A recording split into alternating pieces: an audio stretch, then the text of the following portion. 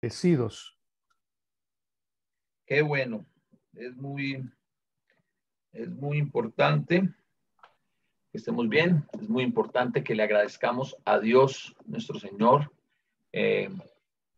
Hemos tenido muchas bendiciones el Señor contestando a nuestras oraciones de una u otras formas. El Señor ha estado contestándonos y bueno, vamos a continuar con la clase de esta noche, o vamos a empezar con la clase de esta noche. Y pues bueno, empecemos con la tarea. ¿Dónde está Daniel? A ver, ¿qué tarea? ¿Qué tarea? No hay tarea hoy. ¿Cómo que no se está pidiendo tarea? ¿Es cierto que le estaba pidiendo tarea? Yo dije, no hay tarea, y Daniel, ¿cómo que no hay tarea? No, ¿qué tarea? ¿Qué tarea? Yo pongo tarea. Hoy no había tarea, pero no la puso. Soy testigo. Bueno, yo y Cristiano, hermana, ya esos deseos suyos, yo por las cosas por allá sí no sé. Sí. Bueno, voy a compartir la pantalla para que comencemos entonces a mirar la clase de esta noche. La coloco acá en presentación de diapositiva. Vamos a empezar la segunda parte. La segunda parte es el marco teórico. Vamos a ir descubriendo, recordando o aprendiendo algunas cosas. Recuerden, ¿cuál es nuestro texto básico? Primera de Corintios 12. Primera de Corintios 12. 4, 7 al 12. Muy bien. Ese es nuestro texto básico.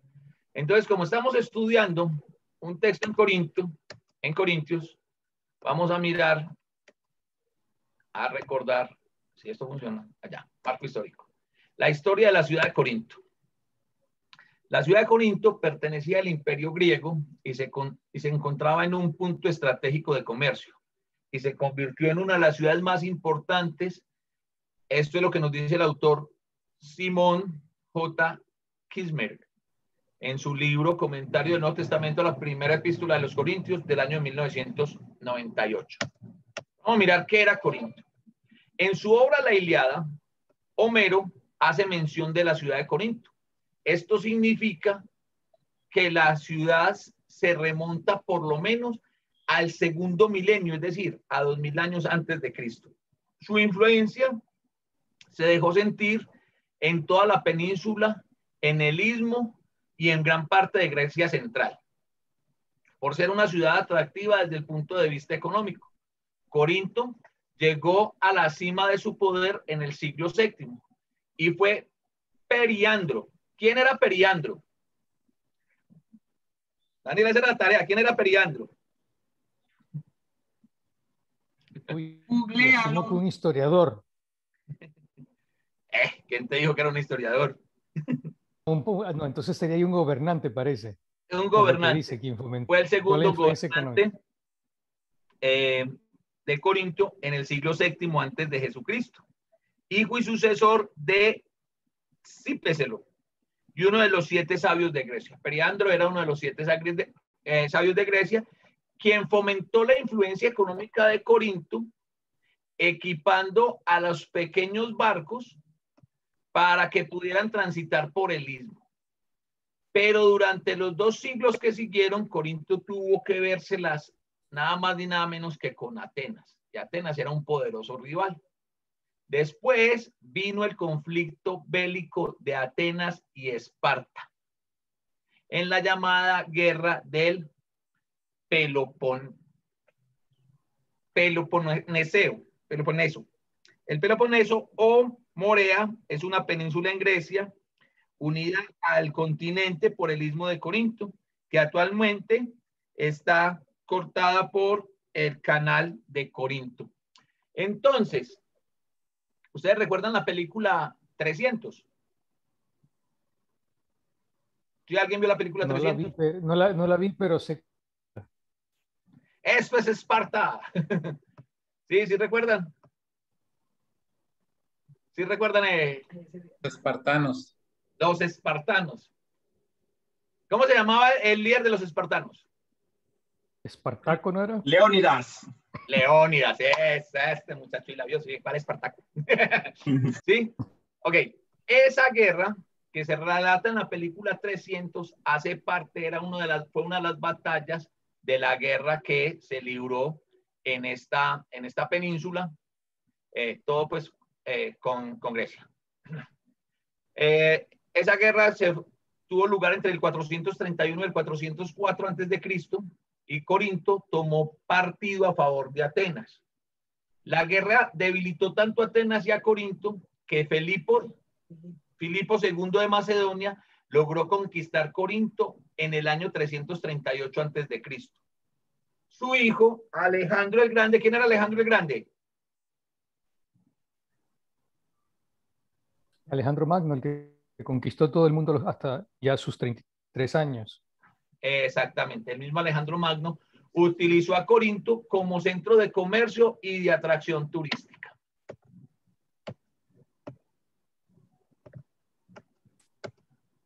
Después de la muerte de Alejandro, ahí no entendí. ¿cómo? ¿Alejandro era macedonio? Sí. Alejandro era griego. Macedonia hacía parte del continente. Ahí no entendí, o sea. ¿Cómo, Daniel? Según lo que leí allí, parecía otro sitio griego. Pues conquistaron a ellos, los habían debilitados. Ahí fue donde me confundí.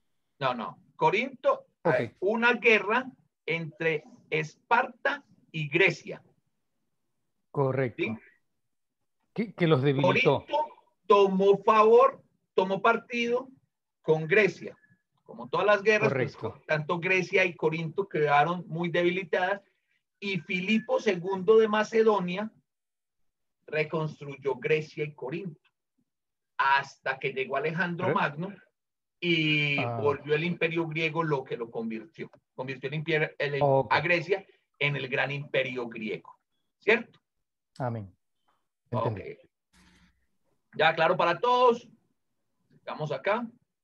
Entonces, después de la muerte de Alejandro, en el año 323 a.C., Corinto se convirtió en la más importante de las ciudades-estado griegas del Peloponeso y del sur de Grecia. Cuando los romanos conquistaron a Grecia en el 196 a.C., pusieron a Corinto a la cabeza de la confederación de las ciudades de la provincia de Acaya. 50 años después, Corinto se subleva contra Roma, lo que forzó a Lucio Mumio. Lucio Mumio fue un gobernante romano fue el gobernante romano que destruyó Corinto. La ciudad permaneció en ruinas por todo un siglo hasta que Julio César la restauró en el año 44 antes de Cristo. El emperador también construyó el puerto de Licaonia y el de Cencrea. De esta forma, Corinto se convirtió en una colonia romana conocida como la colonia Laus Julia Corinthians, la colonia de Corintia, que es una alabanza a Julio. ¿Qué es esto, hermanos? Mire que estamos hablando del 44 antes de Cristo. Y uno de los problemas con los que se va a encontrar la iglesia del primer siglo en muchas partes era que habían ciudades donde adoraban ¿a quién? A muchos dioses. Pero en particular, habían unos que no eran dioses, pero igual recibían adoración. Ahí era. A los emperadores. A los emperadores. Corinto era una de esas ciudades. Después de que Julio César, Gallo, que es la misma persona en la historia, reconstruye Corinto, en la fecha que les dije antes de Cristo. 44 años. 44 años antes de Jesucristo. Entonces, él la convierte en una ciudad que se iba a convertir en un centro de adoración al emperador. ¿Por qué estamos hablando de todo esto? La ciudad volvió a prosperar, llegando a ser un gran centro de comercio que atrajo a gente de muchas partes del mundo. Miren, hermanos, Esto que nosotros tenemos acá, esto es todo el Peloponeseo. Creo que se pronuncia así, que no he sido capaz con eso. Esto es Europa. Pero miren lo que pasó. ¿Se acuerda que leímos que hubo uno que construyó o que equipó a los barcos pequeños para poder pasar por lo que hoy se conoce como el Canal de Corinto? ¿Recuerda que lo leímos ahorita? Miren lo que pasa. Esto es el mar Jónico, esto es el mar Egeo y este es el mar Mediterráneo. Esperen, yo una cosita acá.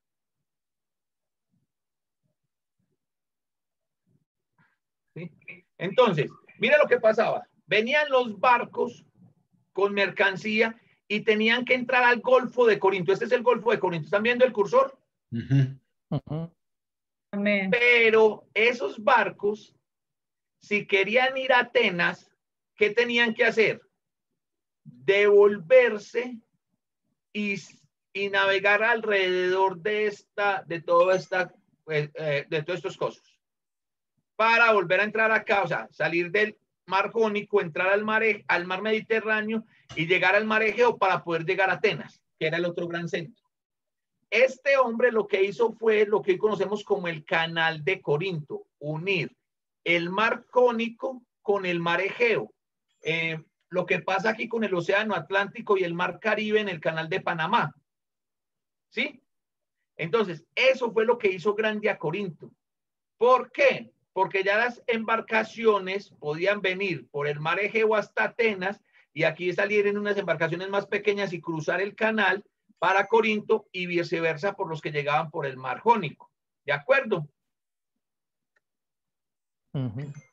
Aquí lo podemos ver un poco más amplio. Miren, este puntico rojo acá es el Canal de Corinto. Entonces, todo lo que venía de Europa, esta es Europa occidental, por el mar Jónico tenía que llegar acá. Mire toda la vuelta que tenían que dar. En el otro se veía más amplio, pero era bien estrecho. Este es el Peloponeso. Todo esto es el Peloponeso y era acá donde estaba Corinto. Por eso Corinto, siempre que hablamos de Corinto, los historiadores nos hablan de que Corinto era un gran centro de comercio. La tenían clarísima, pero muy clarísima. ¿Sí o no? El tipo que Así hizo es. eso, una cabeza, un sabio, porque eso volvió a Corinto la ciudad que volvió. Yo sé que pienso que tal vez algunos de ustedes se estarán preguntando, bueno, ¿y qué tiene que ver todo este tema de historia, de geografía con los dones espirituales? ¿Sí? Pues de pronto para algunos, no va a contestar por nadie.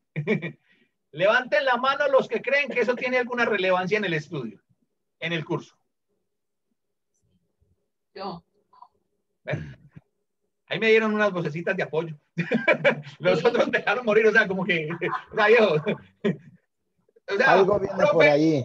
Profe, metiste eso aquí de relleno. No, hermanos, es muy importante que nosotros conozcamos y aprendamos un poquitico de la historia y de la geografía de la antigüedad para poder ubicarnos bien y poder entender. Yo creo que los que no conocían la historia de Corinto, pues siempre habían visto la iglesia de Corinto como esa iglesia problemática, esos hermanos allá como tan pecadores, como, ¿sí? Sin embargo, hay una situación y es que las congregaciones están en medio de ¿qué?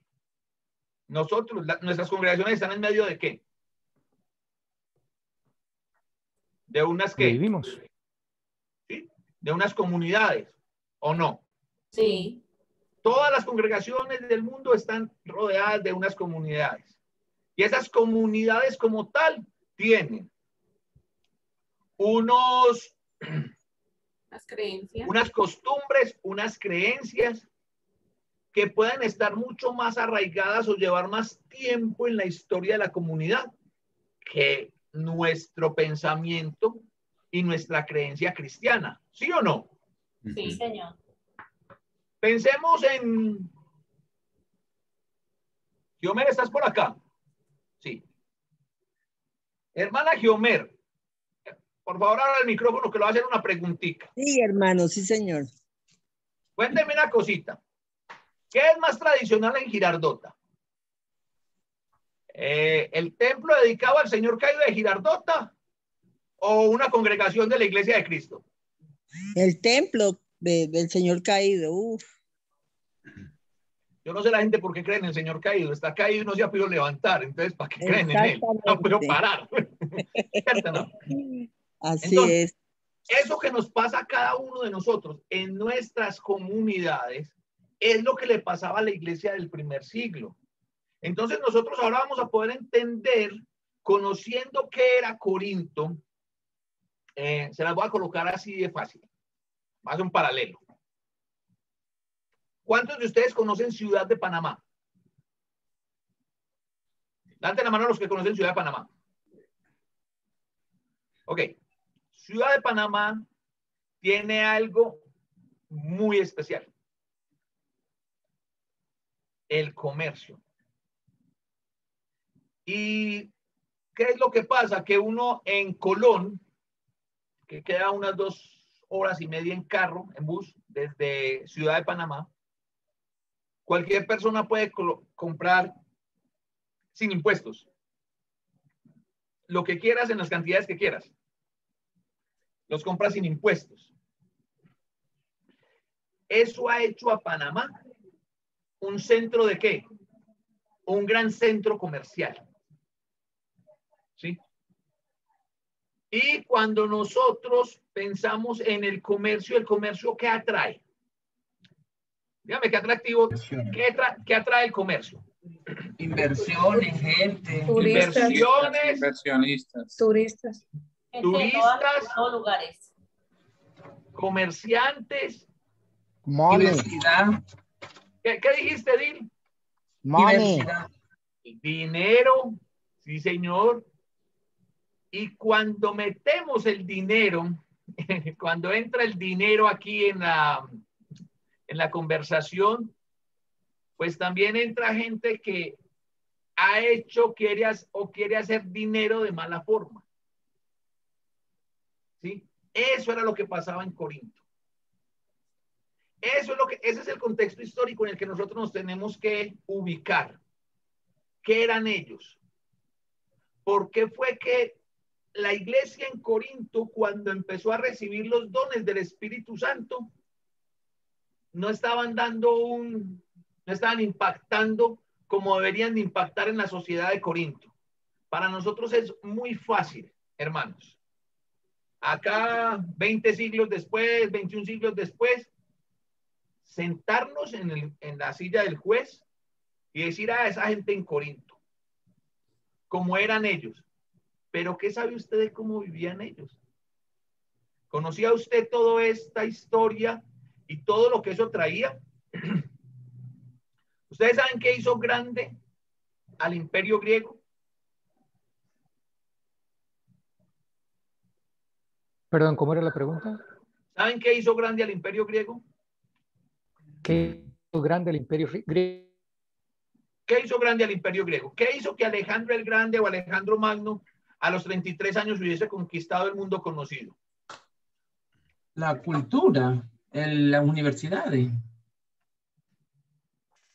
Parte, la O sea, cultura helénica, todo el imperio se volvió helénico, todo el mundo quería ser helénico. O sea, uno eran guerreros muy fuertes, pero también cambiaban la sociedad donde iban. Las mantenían. Las iban organizando. Culturizaron las otras ciudades. ¿Cómo, hermano José? Culturizaron las otras ciudades que conquistaban. Culturizaron otras ciudades respetando digámoslo así, la base de su cultura. Dice la historia que Alejandro Magno, al pueblo que llegaba, le rezaba al Dios que tuviera. Y esa es una muy buena forma de conquistar. A diferencia de los caldeos, de los medos y los persas, ni qué decir de los... O sea, el primer así en la historia que empezó con un proceso de transculturización fue Nabucodonosor. ¿Sabían eso?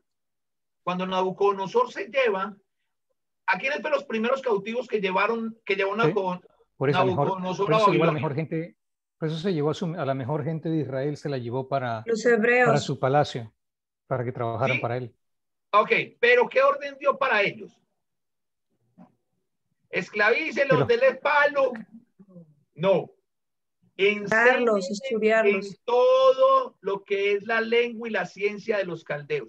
Ahí empieza a transformarse la conquista de pueblos, porque hasta antes de los caldeos, hasta antes de Nabopolassar, papá de Nabucodonosor, la conquista de los pueblos era una cosa horrible. O si no, pregúntenle a las 10 tribus del sur, cuando los llevaron cautivos los asirios. Dicen que Jerjes, generalmente solo el asirio, cuando llevaba la gente que no mataba, que se la llevaba al cautiverio, los llevaban enganchados, literalmente enganchados con garfios. O sea, no iban así en cadena como nosotros los vemos en las películas, ellos iban, la cadena iba pegada de un garfio. O sea que ahí es que todos iban caminando con un cuidado, porque el que se resbalara le iba a doler a todos de ahí para atrás y de ahí para adelante. ¿Sí? Pero Nabopolassar dice, no. Y viene Nabucodonosor, su hijo, y dice, vamos a enseñarles a ellos. Los medos y los persas lo siguieron haciendo, pero digamos que Alejandro Magno lo perfeccionó. Porque Alejandro Magno llegaba y donde llegaba le rezaba al Dios que había. La religión es la base de las sociedades. Y Alejandro Magno lo tenía claro. Entonces, cuando llegaba el ejército de Alejandro Magno a un pueblo, todo el mundo estaría esperando ¿qué? ¿Qué estaba esperando todo el mundo?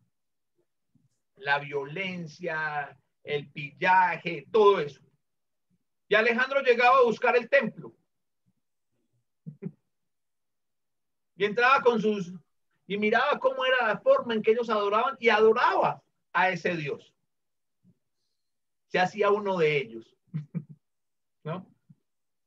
Y cuando se hacía uno de ellos, después les decía, bueno, muchachos, ya somos aquí casi que parientes, casi que familia, pero nos vamos.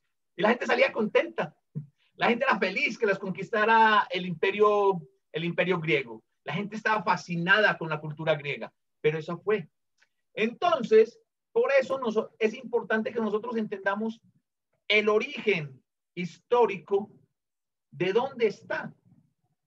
Entender el marco geográfico de una población es muy importante, hermanos. ¿Por qué razón? Tienen las mismas costumbres las personas que viven en la costa versus las personas que viven en el interior de los países. No. Creo que no estoy compartiendo la pantalla, ¿cierto? No. Ah, qué bueno. ¿Ustedes por qué no me han dicho, pues? Desde la forma de hablar. Ya me había preguntado. Ah, pero es que todo lo tengo que preguntar a Ferni, no, así está. Claro, sí, profesor. Es el teacher. ¿Dónde dice la Biblia eso? Pues que yo todo lo tengo que preguntar tampoco. Primero en esto. Entonces, miren, hermanos, tienen las mismas costumbres las personas que viven en las costas que los que viven en la sierra. No. O en el interior. No. Cambia. Cambia desde su forma de hablar, ¿cierto? Al menos aquí en Colombia cambia bastante. Desde su forma de vestir. ¿Sí? No me imagino yo a un barranquillero. Barranquilla es una ciudad en el mar Caribe colombiano. No me imagino yo a un barranquillero ahí, a un cartagenero en la Plaza del Reloj, en la ciudad amurallada, 2:30 de la tarde, de pantalón, camisa, ruana o poncho y pasamontañas. No me lo imagino. Ni lo voy a ver. ¿Por qué? Porque ellos se visten de otra forma, allá es calor, entonces allá es el pantalón corto, la camisa de manga corta, sí, o la camisa de manga larga remangada. Entonces, todas esas cosas influyen y nosotros tenemos que conocerlas para poder, ¿qué? Entender a fondo. Recuerda que vamos a hacer un estudio exegético, por eso estoy con esta parte, no estoy rellenando absolutamente nada. Por eso estoy haciendo esta parte primero. Porque para poder entender la exégesis de lo que Pablo les dijo a ellos, tenemos que entender quiénes eran ellos. Voy a hacer una pregunta al hermano Daniel. Digo. Hacer una pregunta a Daniel, pero préndame la cámara que no va a googlear. Así es, profe, así es, profe. Menos mal que mi Google Solamente le digo, hágalo sin verlo. Cría fama. Ok, Daniel. Pensemos un poquitico en evangelismo, ¿cierto? La gran comisión. Todos tenemos que ir y predicar el evangelio. Le hablamos de la misma forma a un mexicano que a un norteamericano. ¿Se les llega de la misma forma? No. Tienes que llegarle de acuerdo a cómo tienes que buscar algo que los identifique, algo que abra la conversación. ¿Sí? Yo les voy a hacer una pregunta, mis hermanos. Esta sí es más abierta, al que la sepa, la responde. A los hermanos que están en Houston. Los anglos, los norteamericanos nacidos, criados allá en Estados Unidos, ¿qué tan fervientes son de María? ¿Qué tan qué, perdón? ¿Qué tan fervientes son de María los norteamericanos? No. Muy poco. Generalmente Muy la poco. Los que yo conozco. mucho menor. ¿Y de México para abajo? Horrible. De México para abajo, ¿qué tan fervientes son de María? Ahí sí es al revés. Pues todos los católicos.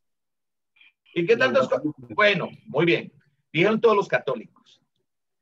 ¿Qué tanta es el porcentaje? ¿Qué porcentaje es mayor en Estados Unidos? Va a colocar cristianos aquí va a colocar cristianos a todos los que no son católicos.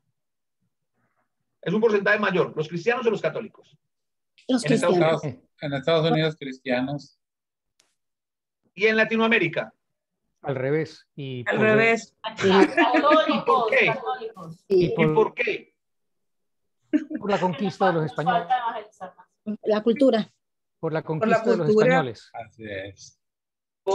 Mire, viene desde el tiempo de la colonia, desde el tiempo de la conquista.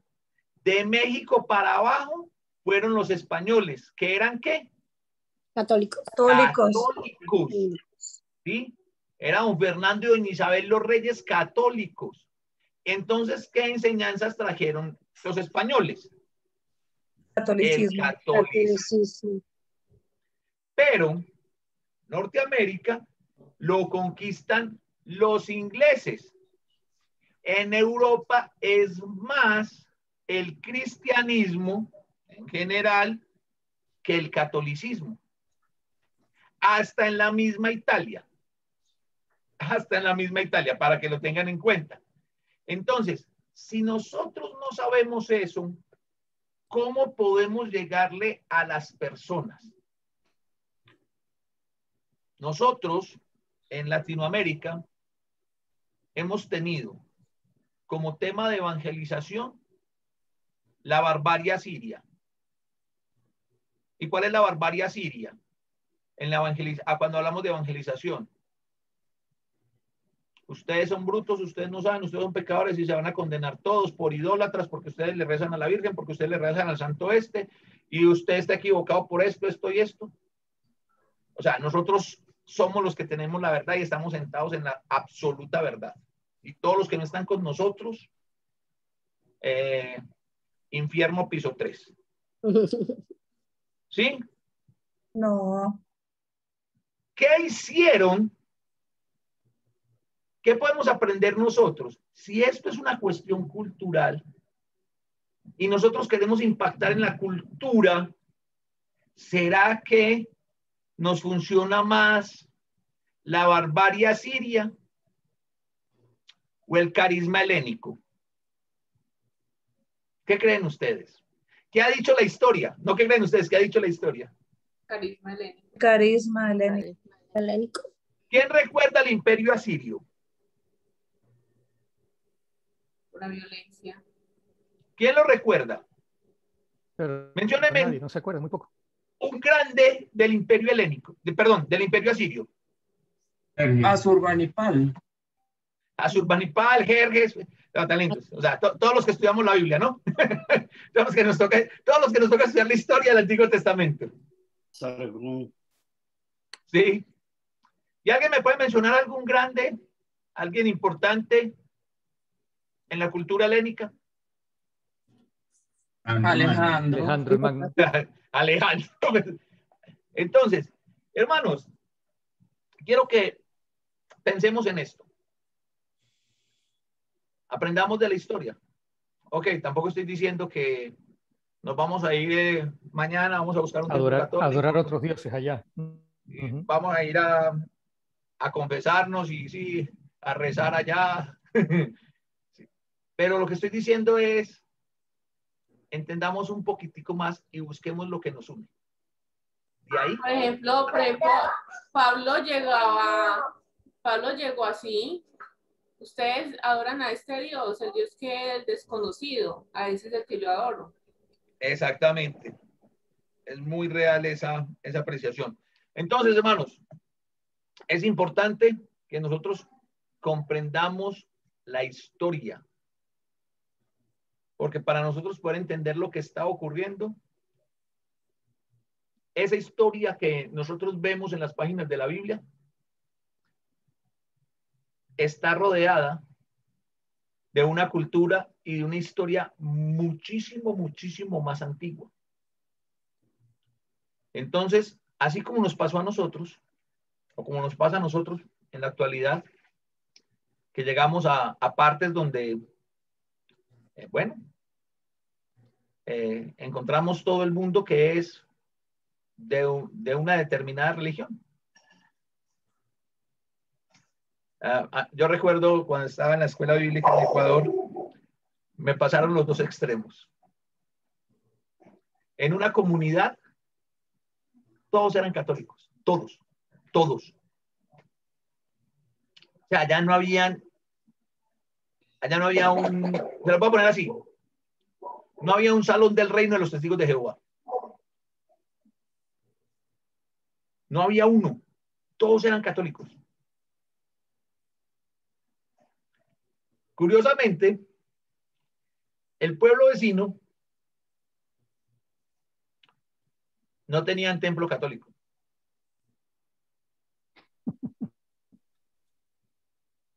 Era un pueblo muy pequeño, sí, cierto. Eran unas, qué sé yo, 60, 70 personas. Perdón, sí, unas 60, 70 personas los que conformaban ese caserío. Todos eran hermanos de la Iglesia de Cristo. ¿Sí? Entonces es bien interesante, porque es que cómo puedes llegar, cómo llegamos. Entonces, comprendamos que la historia y ubicarnos geográficamente nos va a ayudar a comprender mejor la historia bíblica, el texto bíblico. La próxima clase, con la ayuda de Dios, tarea. Daniel, estoy pronunciando la palabra mágica, la que tanto te gusta. ¿Cierto, Daniel, que te gusta esa palabra? Beatriz era la que no quería. Beatriz, ¿cierto que a Daniel le gusta mucho esa palabra? Sí, tarea. Yo también pregunté por qué no había tarea hoy. Y él también. Sí, ponga. Y él dice, ponga. La primera que preguntó. Listo, mis hermanos. ¿Están viendo aquí el marco histórico que sigue? Sí, personalice la tarea. A Daniel una y para el resto otra.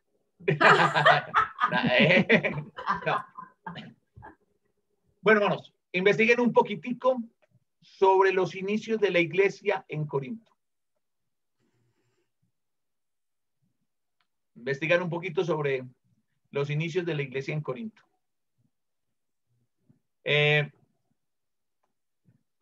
tarea es para el martes. La idea que tengo, hermanos, es que por el grupo que tenemos de tareas, lo vamos discutiendo durante estos días. ¿Listo? Mis hermanos, muchísimas gracias por su atención. Que Dios me los bendiga. Espero que la clase de Historia y Geografía les haya gustado. Más adelante vendrá Biblia pareja.